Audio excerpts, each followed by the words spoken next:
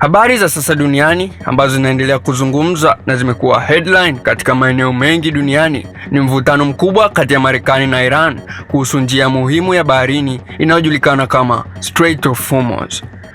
Njia hii ni moja ya maeneo muhimu zaidi duniani kwa usafirishaji wa mafuta, ambapo takriban sehemu kubwa ya mafuta ya dunia hupita kila siku. Mabadiliko yoyote katika eneo hili yanaweza kuathiri bei ya mafuta na uchumi wa dunia kwa ujumla.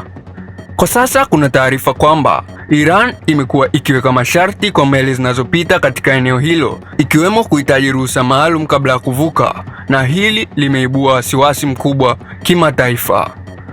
Upande wa Marekani chini ya uongozi wa Donald Trump umeonyesha msimamo mkali dhidi ya hatua hiyo. Trump ameonya kuwa Marekani haitakubali Iran kutoza ada au kudhibiti kwa nguvu meli zinazopita katika njia hiyo muhimu.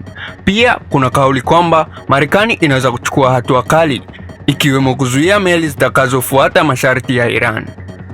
Kwa upande wake, Iran inasema inalinda usalama wa eneo lake na maslahi yake ya kiuchumi. Hata hivyo, baadhi ya taarifa zinaonyesha kuwa hakuna makubaliano rasmi yaliyofikiwa kati ya pande hizi mbili, licha ya madai kutoka upande wa Marekani.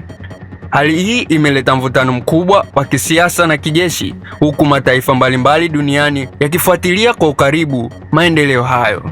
Wataalam wanasema endapo hali itazidi kuwa mbaya, inaweza kuathiri biashara ya kimataifa na kusababisha kupanda kwa bei za mafuta duniani. Kwa sasa Strait of Hormuz bado iko wazi kwa meli za kibiashara, lakini chini ya uangalizi mkali na hali ya tahadhari kubwa. Swali kubwa linalobaki ni je, mvutano huu utaisha kwenye mazungumzo ya kidiplomasia au unaweza kusababisha mgogoro mkubwa zaidi? Endelea kutufuatilia Big Bongo TV kwa taarifa zaidi kadri ya hali inavyoendelea kubadilika, na pia usisahau kusubscribe, like, comment, share, turn on notification ili uzidi kupata updates ya matukio mbalimbali yanayojiri every time.